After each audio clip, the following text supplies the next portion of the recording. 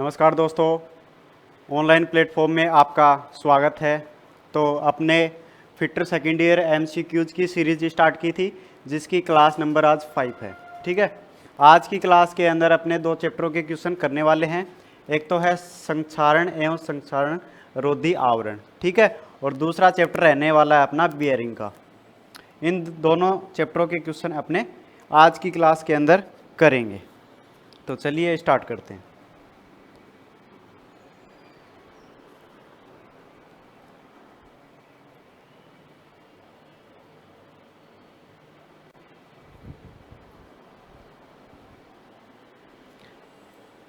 चलिए, सबसे पहला अपना क्वेश्चन है, इस धातु की कोटिंग की विधि का नाम क्या है।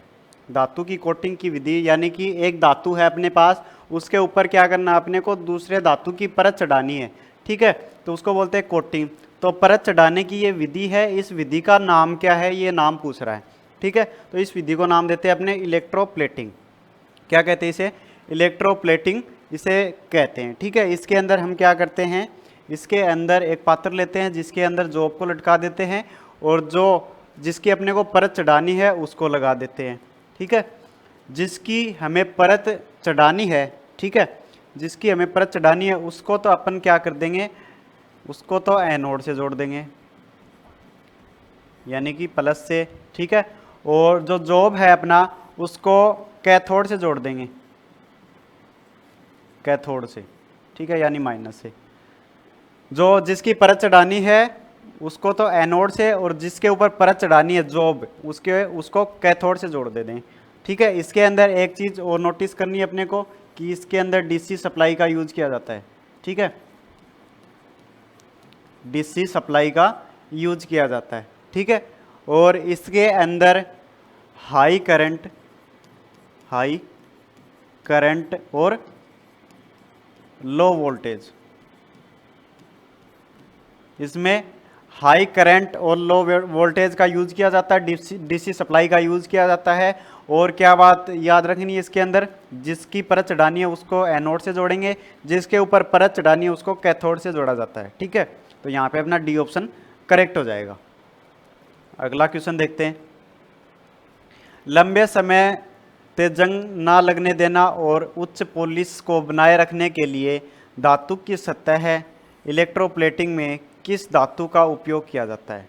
ठीक है, यानी कि जंग से सुरक्षा करने के लिए और लंबे समय तक पॉलिश को बनाए रखने के लिए हम कौन सी धातु का यूज करेंगे, किसकी पर चढ़ाएंगे, हम यूज करेंगे क्रोमियम की। ठीक है, हम क्रोमियम का यूज करेंगे। सी ऑप्शन करेक्ट हो जाएगा।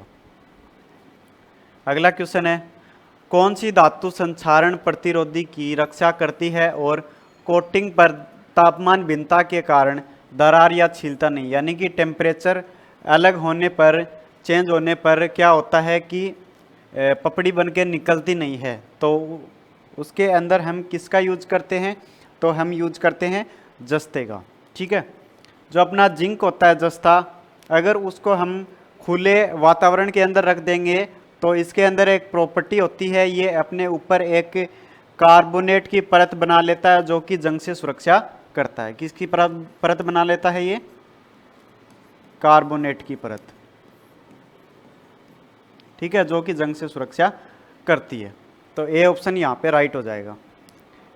अगला क्वेश्चन देखते हैं, रासायनिक संयंत्र और खाद्य प्रोसेसिंग में किस संक्षारण प्रतिरोधी धातु का उपयोग किया जाता है, यानी कि रासायनिक संयंत्र।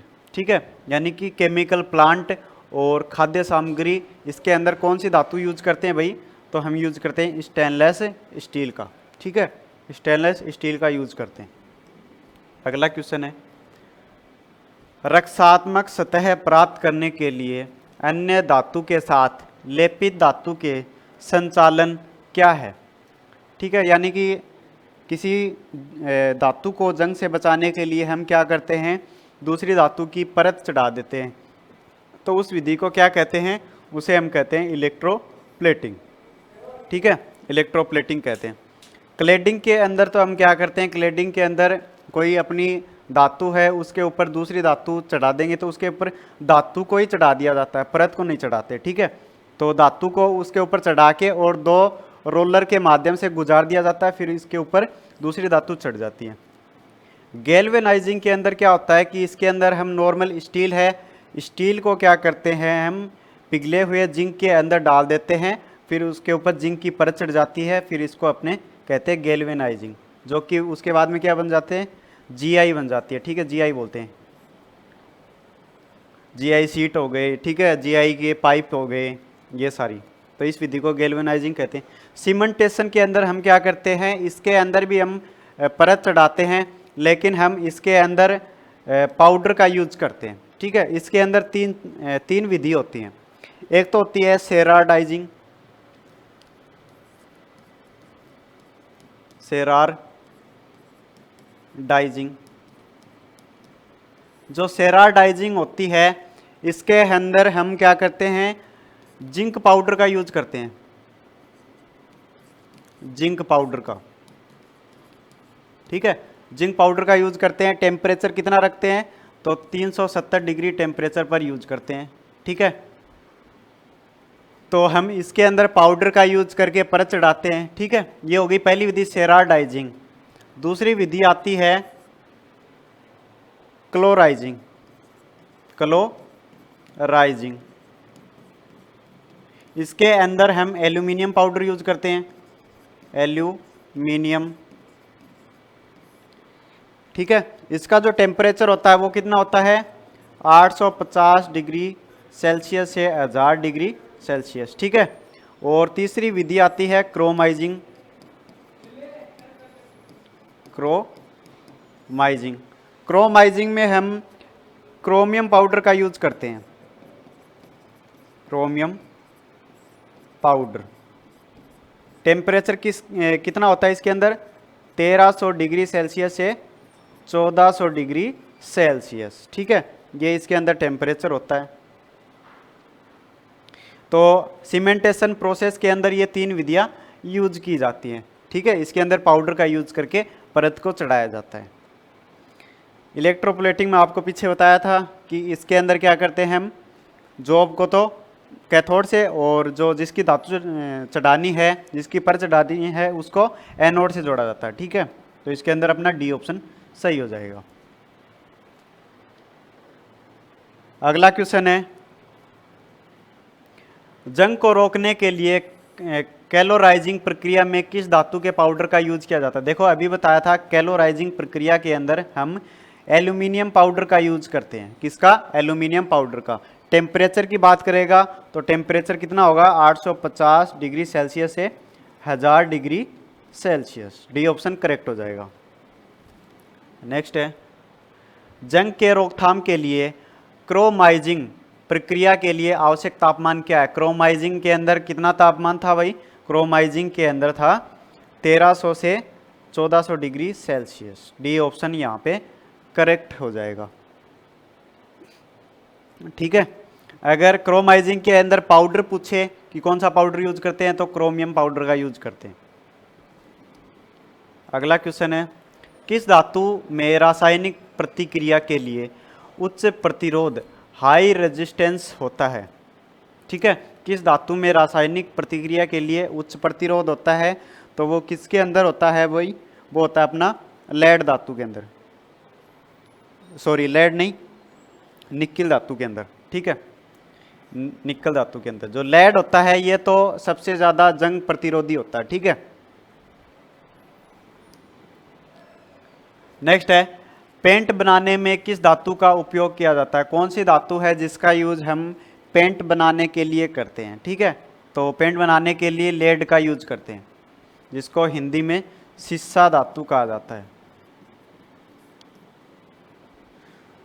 अगला क्वेश्चन है, अब देखो इसके बाद में अपना दूसरा चैप्टर है बेरिंग वाला, उससे एक क्वेश्चन है। तो पहला क्वेश्चन है, किस बेरिंग पदार्थ की ऊष्मीय चालकता थर्मल कंडक्टिविटी कम होती है। कौन सा बेरिंग है जिसकी ऊष्मीय चालकता कम होती है, ऐसा कौन सा बेरिंग है भाई, वो बेरिंग होता है अपना कौन सा, लिमिनेटेड फिनोलिक्स। ठीक है, डी ऑप्शन करेक्ट हो जाएगा। नेक्स्ट है, बियरिंग में प्रदान किए गए गहरे ग्रूव्स वाले बॉल रेसेस का क्या उद्देश्य है।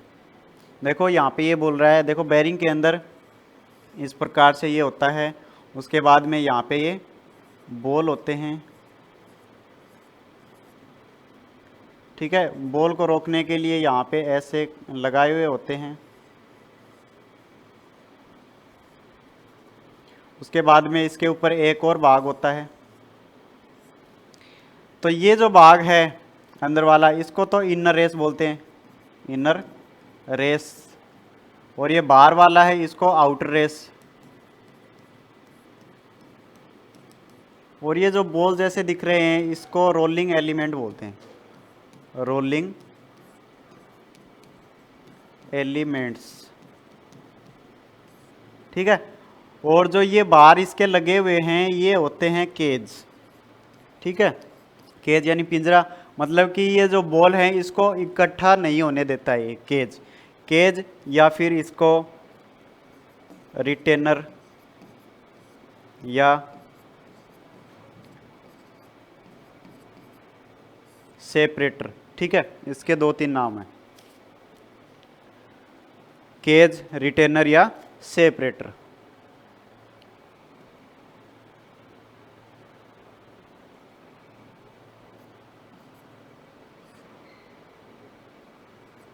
सेपरेटर, ठीक है।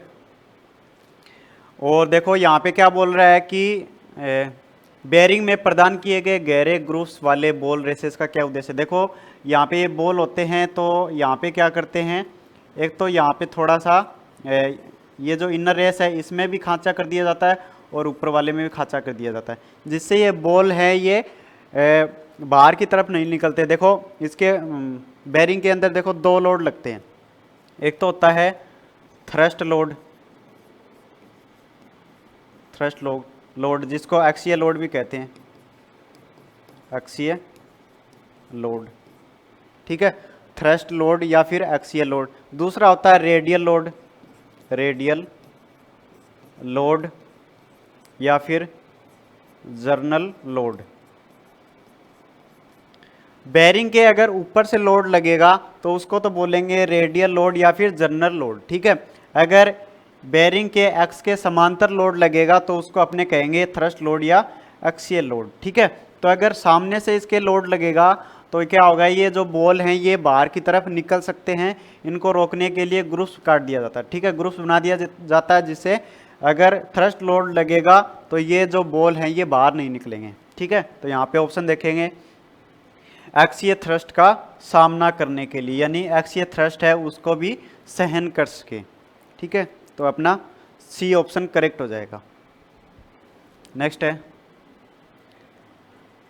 डबल रो रोलर बेयरिंग का उपयोग क्यों किया जाता है। देखो डबल रो रोलर बेयरिंग क्या होता है, देखो हमने देखो पीछे देखा था उसके अंदर बॉल थे, ठीक है, रोलिंग एलिमेंट के रूप में बॉल का यूज कर रहे थे। अगर बॉल के स्थान पर हम क्या यूज करेंगे, रोलर करेंगे, रोलर का यूज करेंगे तो वो हो जाएगा रोलर बेयरिंग।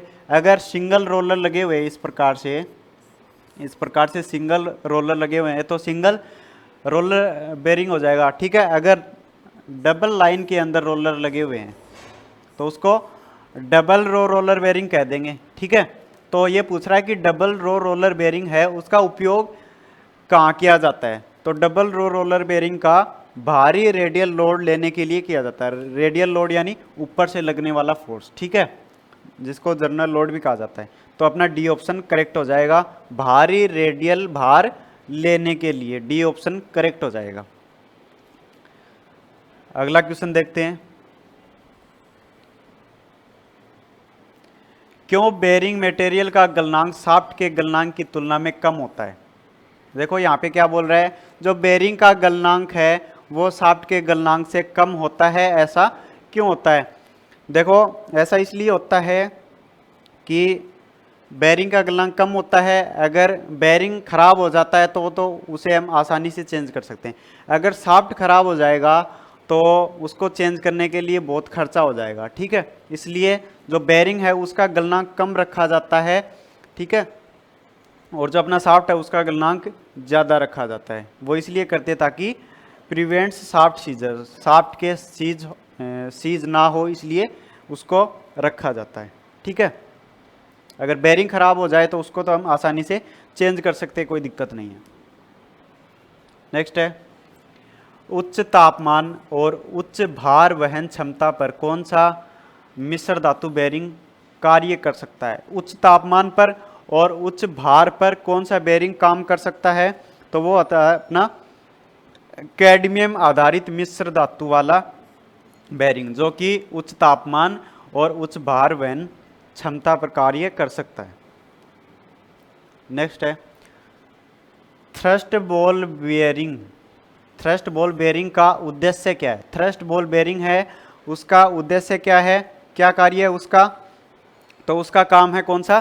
थ्रस्ट लोड लेना, ठीक है। लेकिन कौन सा थ्रस्ट? वर्टिकल थ्रस्ट, ठीक है, वर्टिकल थ्रस्ट लोड लेना। नेक्स्ट है कनेक्टिंग रोड और इलेक्ट्रिक मोटर्स में कौन सी बेयरिंग सामग्री का उपयोग किया जाता है?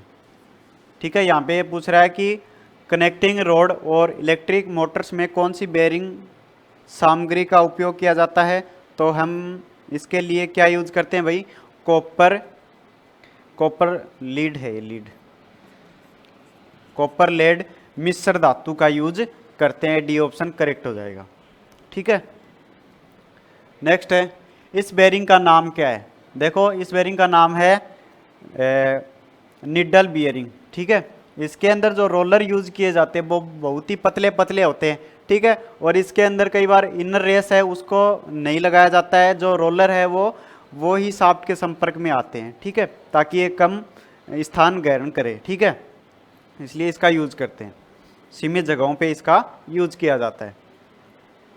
अक्ष के रूप में चिन्हित भाग का नाम क्या है? देखो ये बेयरिंग का डायग्राम है, इसके अंदर ये बाहर वाला अगर देखें अपने तो इसको आउटर रेस कहते हैं, आउटर रेस, ठीक है।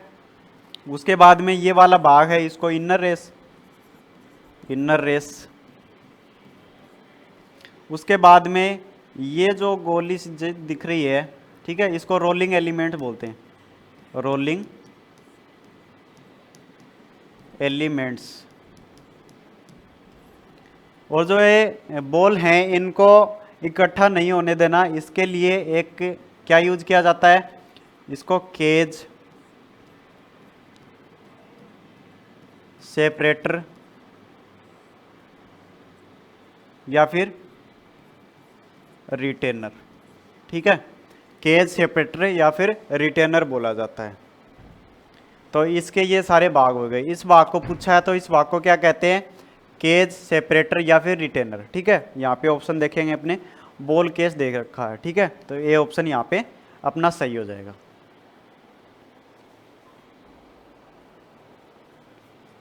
अगले क्वेश्चन की बात करें, लाइट लोडिंग और कम गति के एप्लीकेशन के लिए कौन सी बेयरिंग सामग्री का उपयोग किया जाता है? यहाँ पे पूछ रहा है लाइट लोडिंग और कम गति के एप्लीकेशन के लिए कौन सी बेयरिंग का यूज करते हैं, ठीक है। तो उसके लिए हम करते हैं कास्ट आयरन का, ठीक है। किसका यूज करते हैं? कास्ट आयरन का यूज करते हैं। जो टिन कांस्य है इसका यूज हम मीडियम लोड के लिए करते हैं। किसके लिए? मीडियम लोड के लिए, मीडियम लोड के लिए टिन कांस्य का यूज करते हैं। कैडमियम आधारित मिश्र धातु है, इसका यूज हम किस लिए करते हैं? पीछे भी आया था, हैवी लोड, हैवी लोड और उच्च तापमान पर, हैवी लोड और उच्च तापमान पर इसका यूज किया जाता है। उसके बाद में कॉपर और लेड मिश्र है, इसका यूज किस लिए करते हैं? तो ये जो होता है ये वाइट मेटल की अपेक्षा,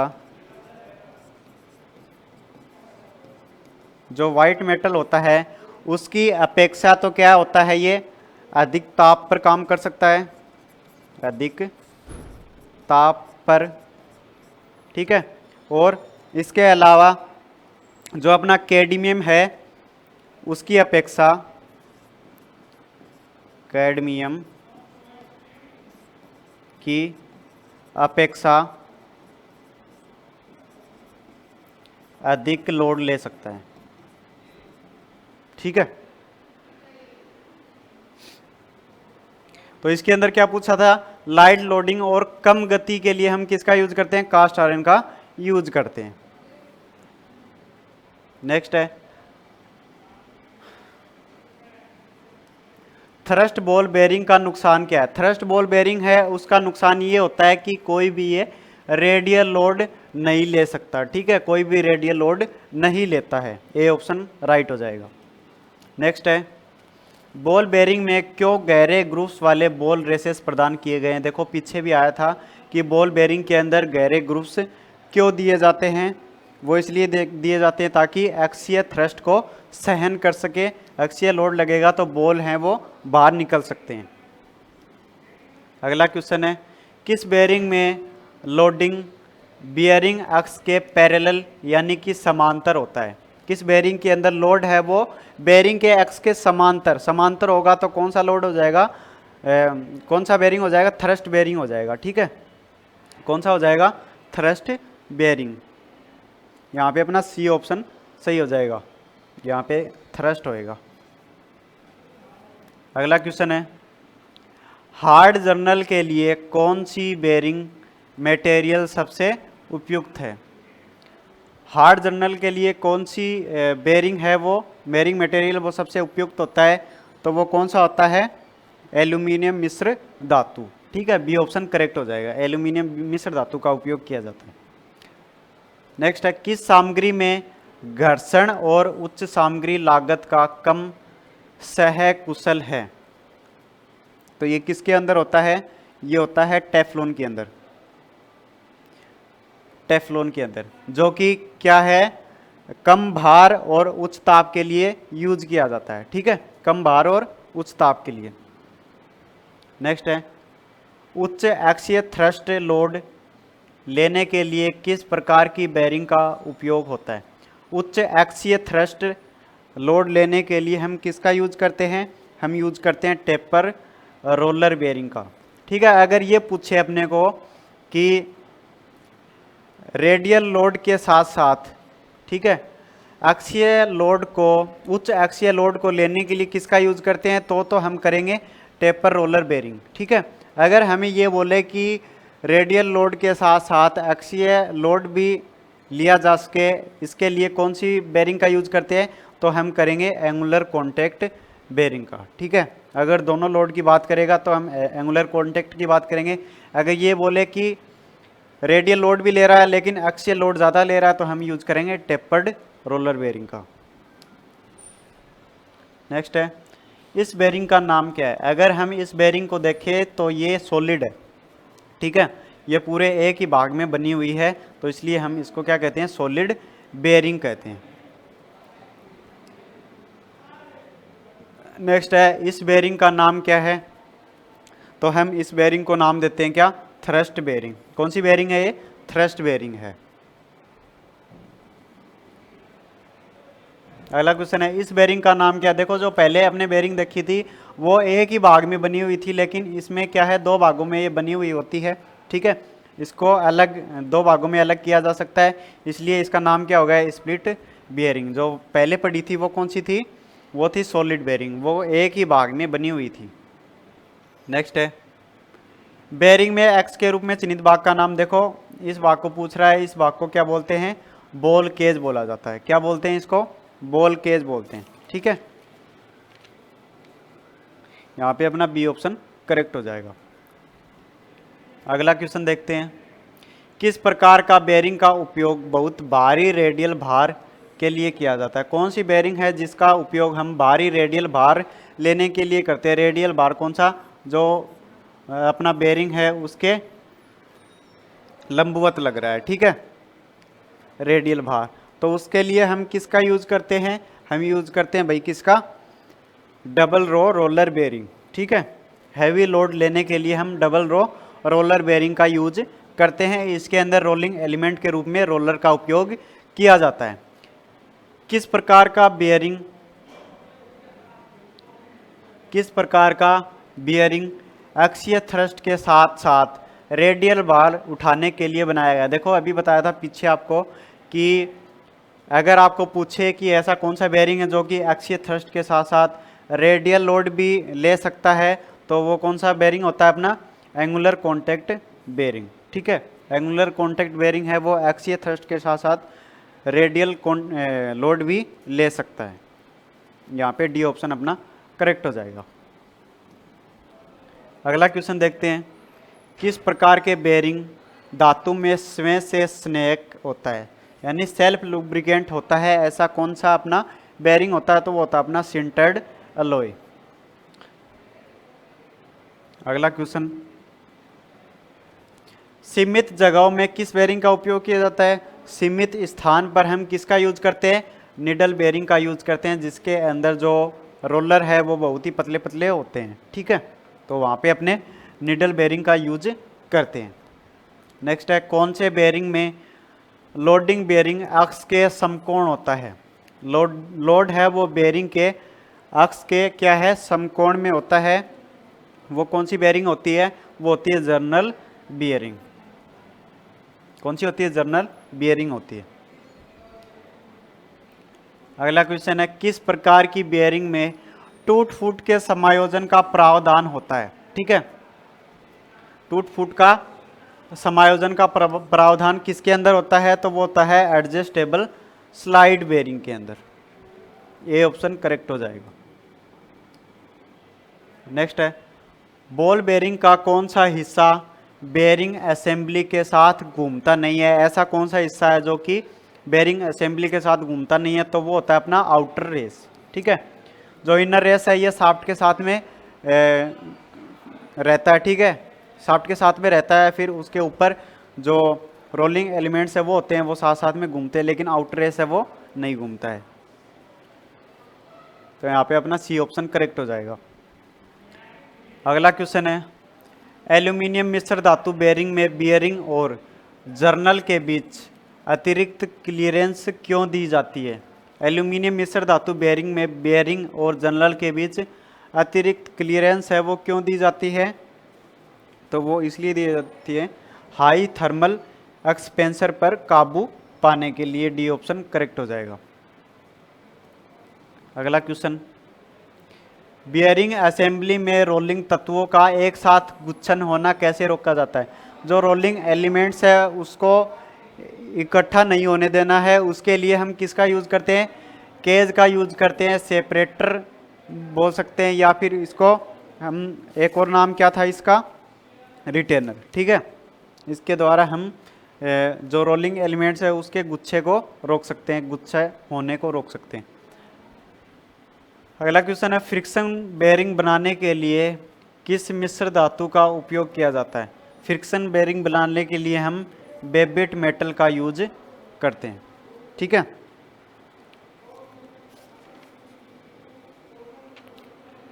तो आज के लिए बस इतना ही, जो अपने क्वेश्चन थे वो यहाँ पे कंप्लीट हो जाते हैं। नेक्स्ट चैप्टर आता है पाइप फिटिंग का, उसके क्वेश्चन अपने करेंगे अगली क्लास के अंदर। अगर आपको हमारी क्लासेज अच्छी लग रही हो तो इन्हें लाइक करें, शेयर करें और चैनल को सब्सक्राइब करें। धन्यवाद।